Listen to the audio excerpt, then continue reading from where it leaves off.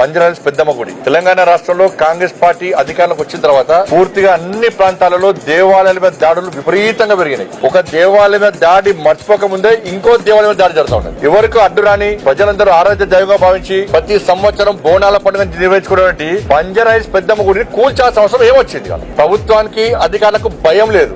భయం చూపడతాం మేము కూడా. ప్రభుత్వానికి హిందూ దేవాలయాన్ని కూల్స్తే ఏ విధంగా పరిణామాలు ఉత్పన్నమవుతాయో ఇలా బంజారాహిల్స్ పెద్దమ్మ గుడి కూలట్టిరు కదా. ఇలా హిందూ సమాజం అంతా ఒకటైంది. వేలాది మంది యువకులు ఇలా బంజారాహిల్స్ పెద్దమ్మ గుడి కోసం ఉద్యమం చేయడానికి సిద్ధంగా ఉన్నారు. ఇవాళ ప్రభుత్వం సమాధానం చెప్పాలి. ఎవరైతే గుడిని కూర్చోరో ఫస్ట్ అధికారులు సస్పెండ్ అయ్యండి ఫస్ట్. అరే ఇదే ఇంకా వేరే మతాలకు సంబంధించి కూర్చోద్దాము మీకుందా?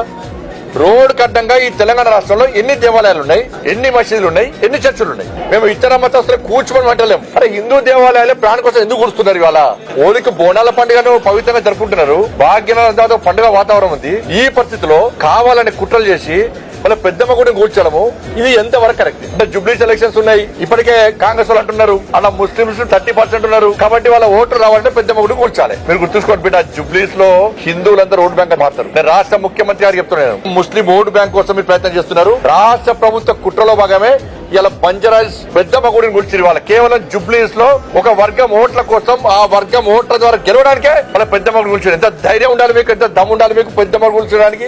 మేము చేస్తాం. ఇవాళ 80% హిందువుల ఓటు బ్యాంక్ మారుస్తాం మేము. ఈ పెద్దమ్మ గుడి సాక్షి చెప్తున్నాం మేము. 80%